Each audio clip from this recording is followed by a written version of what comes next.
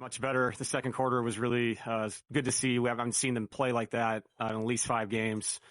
So we got into them. And you know what? I'd rather, make mistakes later in the game by fouling and put them on the line. We kind of extended the game by being aggressive, but that's what we have to do. We have to toe the line. It's the best version of ourselves. Because, again, I'm going to keep saying it, we're going to score. It's just what it is. It doesn't, we'll have guys in, we'll have guys out. This team can really score. They can really shoot it and pass it. And then, obviously, when Jamal has a night like this, I hope people understand it's not the 52 points. It's the 19 of 25, 10 for 11 from 3, 4 for 5 from the free throw line. That is insane efficiency. It's one of the most, I'm guessing, one of the most efficient 50-point games of all time. But I was, as far as the team goes, I was proud of the second quarter. We turned the game around. It was because of our defense. Can you describe the feeling of watching Jamal when he gets hot like that for you? Just like as you're coaching it, as you're watching it on the sideline.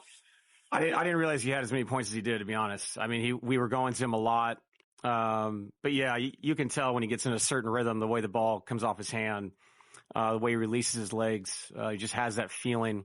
I can remember years back, I believe it was during COVID, but at Cleveland, a very similar 50-point game with no free throws, which I don't think I'd ever seen that before in my life. So there are nights where he can be really special shooting the ball. He's always special offensively, but just the rhythm he had tonight and the flow, he's one of those guys that when you see it, and the other thing with Jamal is he can do it in the playoffs too, and he's proven he can. So these are special 50-point nights for him, but more importantly, a good night for our team. You called him earlier this season one of the best players of this generation. I think that's a label that people from the outside probably don't associate with him just because of the lack of accolades. Is it the playoffs that what makes you feel that he's sort of in that air? Who decides who gets what accolades is what I'd say to that. All I know is he's got a ring in his house. He's got a triple-double in the finals. He's got multiple 50-point games in the playoffs. The amount of games of a team he's on, how many games we've won over this decade. And obviously Yoke's been there too, but that's been the standards, those two guys, over and over and over every year. And up to this point, this season, I would say his level of play has been very, very above average. The 8 straight road wins, what do you think has led to the success on the road? Because we keep losing at home. No, I don't know. I really don't. Maybe it's just the idea of having a veteran team that understands how to do this right. We've been on the road for a long time. You kind of figure out, what your routine is, how you get through it. Now you've been to these cities over and over. You've been in the same locker rooms, usually the same hotel. And I do think that matters. I think experience matters. They're not afraid of the crowd noise, the moment, the energy of the home team. We just kind of play our game. That's a great number. I didn't realize it was 8. So we must have been 8 of our last 12 then because we've lost 4 in a row at home. I don't know. I'm proud of the guys, though. They had a mature way about them throughout all those games, some tough environments. So another good win. When you guys were defending better in this game, it felt like the rotations were pretty clean and helped. But what did you kind of see just from on-ball and from team defense in general when you guys were able to string together some stops? Yeah, I thought the physicality backed up by proper shrinking and, early to help your teammate out. After I thought we're just letting them lay the ball in for a while. I thought the guys responded, realized it's gone on for too long. Sit down and guard. And playing defense in the NBA is really hard. It just is. There's so many guys out there that can make plays. You saw what McConnell did there for a while. Siakam's a multiple-time All-Star. Mathurin, extremely talented. You have all these people out there. So I think it takes just a mental toughness that not every night, even if you play good defense, you're still going to give up points in this league. But you have to have a standard for yourself and how you play nightly. And I thought it was better tonight than it has been, in the recent games. Great victory tonight, obviously, Jamal. All right, more history made. Only twice in NBA history has a player scored 50-plus and made 10 threes on 90% three-point shooting, 10 of 11. Both Nuggets players. Oh, wow. Both this season. Because if you remember, and how quickly we forget, Aaron Gordon went 10 of 11 from 3 in the loss to Golden State to start the season. Yeah, game 1, right? That's Isn't that crazy? That's a wild stat. And the Nuggets are now one of only 3 teams in the history of the NBA to have 3 separate players to hit the 50-point mark in the same season. This team can score, man. Like it's like the offensive talent is their cup runneth over on offensive talent. Also, you said that you had a trivia question. I did, and I was going to ask you. Yeah. All right, so the trivia question going to break. So Jamal Murray hits 10 threes tonight, 10 of 11. AG hit 10 threes in the Golden State game. Yep. They do not hold the single game record for the Nuggets. It's 11 threes made. Who has it? Okay, my first guess is Michael Adams. No. My second guess is J.R. Smith. Yes. J.R. Swish. Yeah. Talk about a guy who can go nuclear. Literally. Yes. I mean, when he got hot. He holds the record.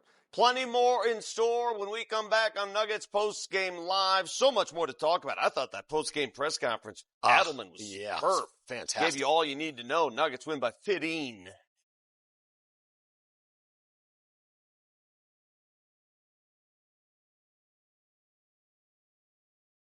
A beautiful performance from Jamal Murray tonight. 52 points, 10 of 11 from 3, and he had to let his friends get in on the celebration. Here he is in the Nuggets locker room. It was smooth. One second, my guys over here, they owe me some words, so I got everybody here. What's up, brother? 52 fan, what are you doing? Outstanding game. What is going on? Do Mans have something to say? Holy smokes. Nah, that's how you're feeling, bro? It's crazy. Hey, I'll be the first to say it. Yo, Jamal, you're the best, brother. Yeah, Jamal, best to ever do it. Best to ever do it. You already know. You're the best. And barely any free throws. I'm not gonna lie, you start shooting the free throws, you scoring 70 on it, bro. I'm waiting for all Mans. 5 free throws. You did a great job, fam. Thank you, Tom. That's all I needed. I love that. He's got his group chat going via FaceTime. And wait, he wanted something from each and every single one of them, right? It's like, no, every single one of you guys, tell me how great I am. They mentioned it. He only attempted 5 free throws. Remember that 50-piece he put up in Cleveland 4 years ago? He did not have a single free throw attempt. This is a guy that's scoring at that rate, but not going to the line. Shea goes to the line. A lot. He doesn't. Yeah, no, that's really what makes these really remarkable. Like, you had to make the jump shots or whatever shots during the game, and he does it. All right, back to this photo real quick because, he did that FaceTime. Have you ever had, when you have like a group text and somebody accidentally hits the FaceTime thing and everybody gets called on FaceTime? Ever have that happen to you? No. Marlo does it. He does it all the time. Randomly, I'm like, why is Marlo FaceTiming the entire Nuggets group here? And he does it on accident. But that is an ode to Chris Marlowe. So thank you, Jamal. Plenty more when we come back. The great Christopher Marlowe called a heck of a game on a heck of a night as the Nuggets rip the Pacers 135-120. See, so Jamal now has a sore ankle and a hurt hand from shooting so many times. from it being actually on fire. The Path to Victory presented by Pathwater, exclusive water partner of the Denver Nuggets. The roadie continues in Atlanta on Friday. The Hawks lost tonight. They lost to it. LAC. The Clippers beat them pretty good. Yeah. The Hornets on Sunday. That's an afternoon affair. And then one of those NBA Cup leftover games at Sacramento. Boo. That's next week. Ugh, I can't with the Kings. However, okay, a couple of things about this schedule. The Hawks are really good. Do not let their result today color that for you. As long as they have their guys. Jalen Johnson did not play in that game today. Neither did Kristaps Porzingis. But if they are on the court against the Nuggets, the next game, this will be a very difficult game for the Nuggets to win. The Charlotte Hornets, kind of sneaky, competitive. They don't know how to win quite yet. They can bite you. But competitive team. They should beat the Kings again. I'm very much looking forward to the Rockets and the Magic, that duo of games. The Rockets, obviously, a really good basketball team. We know this. And the Orlando Magic playing a lot better as of late. And then when you get to the end of this, Mark, you're approaching Christmas, and you hope if Christian Brown might be available because he's out of his walking boot. He's out of the walking boot. And look, I mean, we just started December. So, I mean, I kind of just kind of threw it out there to the crowd a little bit earlier. I wonder if there's a chance that he could be back before the new year, because I didn't think he would be back until definitely after the new year, given the timeline that they gave us, at the beginning. So cross our fingers. Wow. All right, things are good again. That'd be a present that we want. Things are good. The Nuggets are on the road where they win on the road. They're now 9-2 away from home. 8-game road win streak. He brought out the arrow again. It's been forever. He's on 52 fire. points will do that to you, huh? Yep. For Chris Dempsey, I'm Vic Lombardi. We'll see you again Friday in Atlanta.